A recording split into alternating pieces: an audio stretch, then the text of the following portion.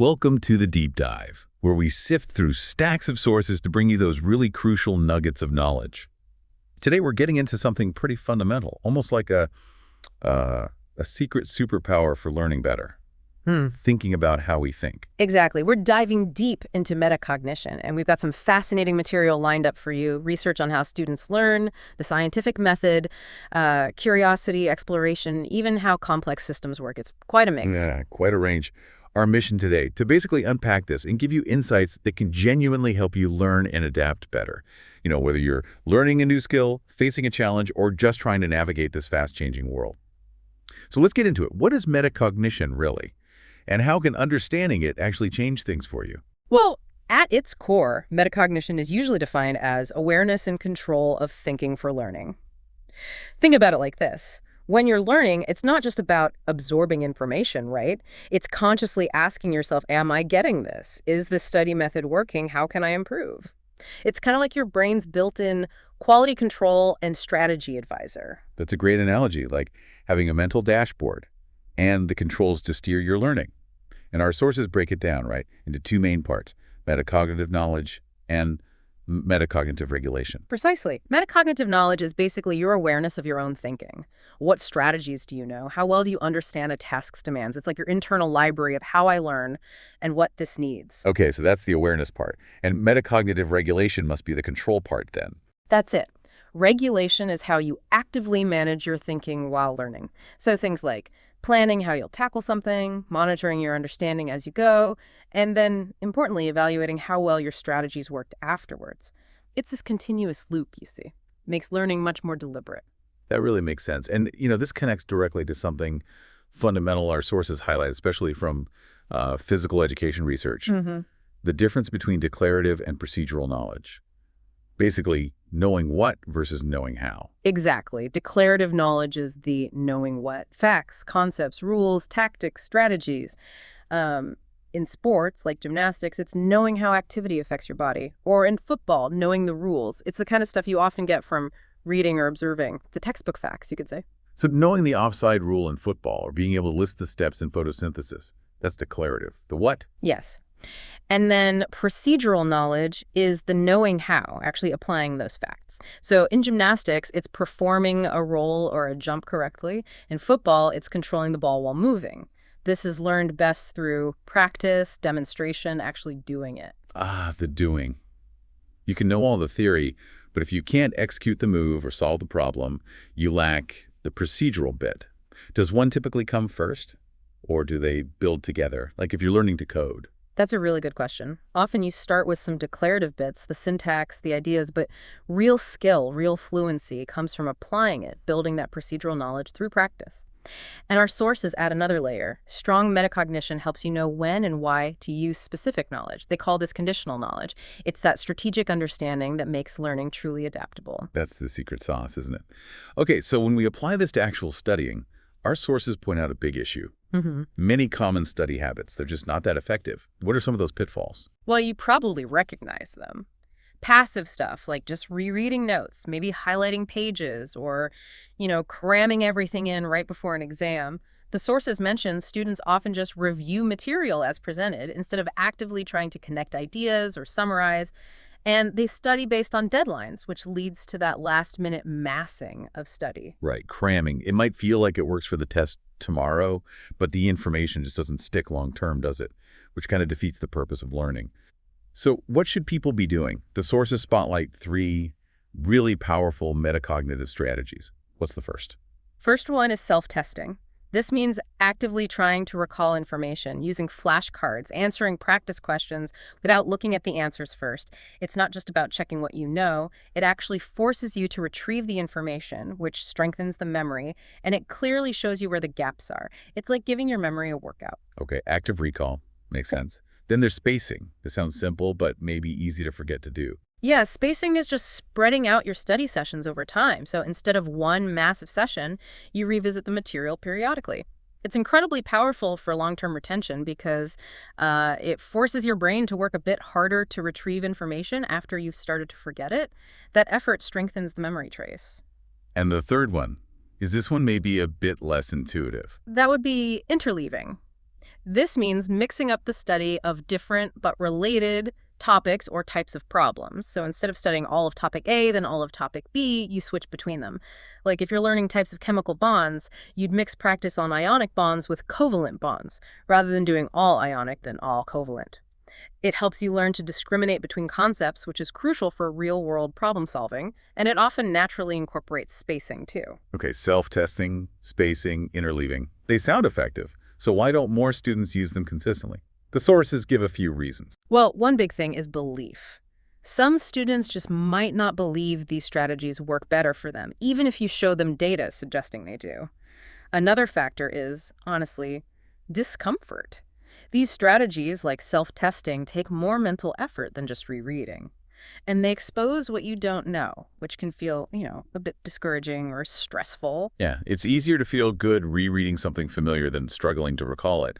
But that struggle, that's where the learning happens, isn't it? Exactly. And this just highlights that students need to develop not just declarative knowledge about these strategies, but the procedural and conditional knowledge too, knowing how to use them, when they're appropriate, and why they work. Instructors can play a big role here by modeling them.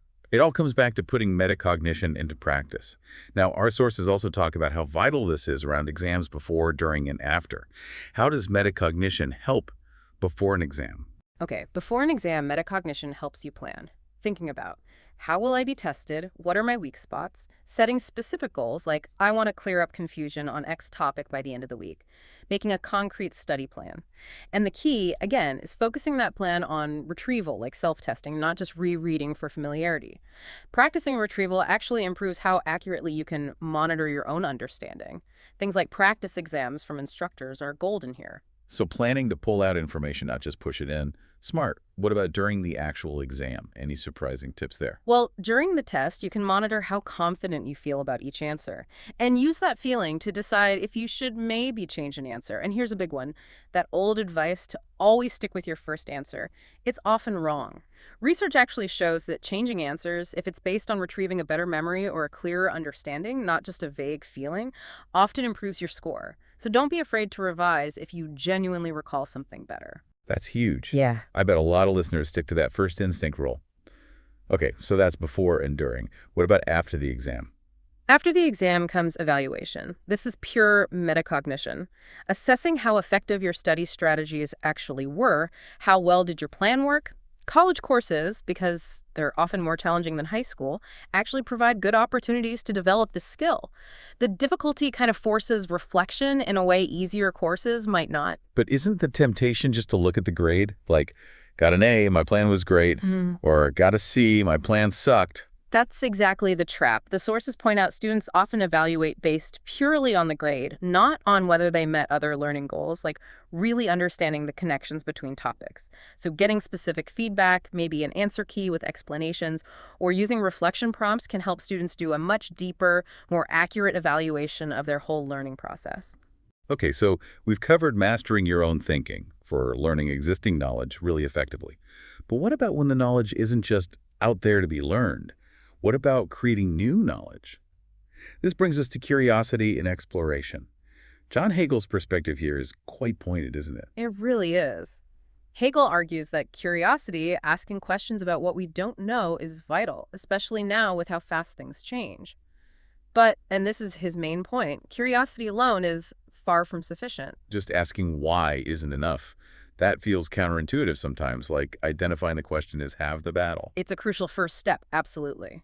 But Hegel says we need action beyond questions, and this is where he brings in exploration. He makes a really sharp distinction between learning by sharing existing knowledge and learning by creating new knowledge. Ah, okay. So sharing existing knowledge is like reading, taking notes, learning established skills, the knowing what and knowing how for stuff that's already figured out. Exactly.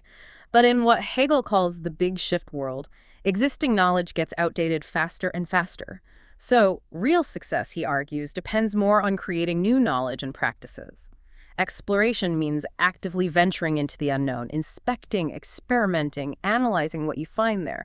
It's about building new understanding, not just absorbing the old. And collaboration is key here, too, according to the source. Absolutely critical. You learn far more through exploration if you connect with others, bringing different perspectives.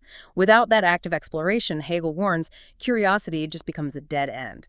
Lots of questions, no new answers. It's the action, the exploration that turns curiosity into insight. It really reframes things. It's not just about being curious, but about acting on it. And there's a deeper driver mentioned, too, the passion of the explorer. What's that about? Yeah, this is what Hegel sees as essential for really unlocking the value here. He defines it as this deep, long-term commitment to making an increasing impact in a specific area you care about. People with this passion, they get excited by unexpected challenges. Their instinct is to reach out, collaborate, find better answers faster. And that passion gives you focus, right? Yeah. Which seems vital when there's just so much you could be curious about. Exactly. It prevents you from spreading yourself too thin. It helps you accelerate learning and knowledge creation in the domain that really matters to you. Without that focus, that passion, curiosity, and exploration can just feel overwhelming, leaving you scattered. So if exploration is about actively creating new knowledge, then the scientific method feels like the most, well, formalized way we do that. Our sources describe it as this empirical method developed over centuries. That's right. It evolved from careful observation and, crucially, rigorous skepticism. Because, let's face it, our own assumptions can easily trick us into seeing what we expect or want to see. The method is kind of a structured way to keep ourselves honest. And it's iterative, right? Not just a straight line. You can loop back at any point. Why is that loop back so important? It's vital because knowledge discovery is messy. It starts with observations, which spark questions, why is the sky blue? Or maybe something complex like, how can we design a drug for this disease? That involves checking existing evidence. Then you form a testable hypothesis. Often this happens inductively. You see specific instances and generalize, like seeing the orbit of Mercury didn't quite fit Newtonian physics, which was a specific observation that eventually, through a lot of work, contributed to Einstein's theory of relativity, a more general framework. So induction is specific to general, like seeing lots of white swans and hypothesizing all swans are white. And deduction is the other way. Okay. General rule to specific prediction. Precisely. You take your general hypothesis and deduce specific testable predictions from it. And the source is stress. The outcome must be unknown beforehand. If you already know what will happen, you're not really testing the hypothesis, you're just confirming a consequence. That's a critical distinction. Then comes the experiment, which could be anything from a lab test to digging up ancient ruins, right? The goal is to see if the results match your predictions. Exactly. If the results contradict the predictions, the hypothesis is questioned, maybe needs revising or rejecting. If they confirm the predictions, the hypothesis gains support, but it's never proven definitively true in an absolute sense. Science is always provisional. And that's where the looping back comes in. Failure leads to rethinking, which means openness, keeping detailed records, accountability. They're not just about ethics. They're essential for the process to work, for others to potentially replicate it. And peer review acts as a check on the soundness of it all. Beyond the steps, there are core principles: honesty, openness, and this idea of falsifiability. Yes, falsifiability is fundamental. A genuinely scientific hypothesis must be capable of being proven wrong by some conceivable observation or experiment. If there's no way to test if it's false, it's not really a scientific claim. This also ties into empiricism versus rationalism. Science relies on empiricism knowledge through observation and experiment, not just rationalism, the idea that reason alone is enough. Revelation, dogma, common sense, they aren't sufficient evidence in science. And a huge part of the method seems built around managing bias, like confirmation bias, our tendency to notice things that confirm what we already believe. Absolutely. Controls in experiments, the need for reproducibility, these are all techniques to minimize the influence of personal bias. But it's also not just one single scientific method. Our sources point out there are diverse approaches. Right, like the hypothetico-deductive way. Form a hypothesis, deduce testable consequences. Like testing, if I eat breakfast, then I will be more productive before lunch. Yes. And then there's the inductive method, maybe starting with less defined questions and collecting massive amounts of data mining, looking for patterns to emerge without strong preconceptions, like analyzing customer data to see what correlates with purchasing behavior without assuming you know beforehand. And mathematical modeling, where you build a mathematical representation of your hypothesis and test that instead of a physical experiment. Right. You use math and computation, often simplifying reality, to explore the hypothesis's implications. Think climate models or models of how diseases spread. It's incredibly powerful when direct experiments are impossible or impractical. And it's worth noting, the sources say that the simple, linear scientific method taught in schools doesn't always capture the messy, pluralistic reality of how scientists actually work. It's definitely more nuanced. Which, speaking of nuance and complexity, brings us to thinking about complex systems. This is another area where our sources say common understanding often falls short. People confuse complex with just complicated. Okay, what's the key difference then? What makes something truly complex? It sounds like more than just having lots of parts. It is. The definition our sources use is something like exceeding a variety level that requires systemic selections to make sense, often combined with exceeding density. Think of it this way. A complicated system, like a jet engine, has many parts, but they interact in predictable ways. You can map it out. A complex system like a city, an ecosystem, the global economy, has diverse elements interacting in nonlinear, often unpredictable ways. New patterns emerge from these interactions that you couldn't predict just by looking at the individual parts. Our common sense looks for simple cause-effect, but complex systems generate these fluctuating, almost spiral-like orders. So complicated is predictable, even if detailed. Complex involves emergence and unpredictability. And the sources trace how thinking about systems evolved, mentioning concepts like autopoiesis. Right. Autopoiesis describes systems that essentially create and maintain themselves, like a living cell, or maybe even certain organizations that constantly reproduce their own structures and processes. And there's a really counterintuitive theorem mentioned.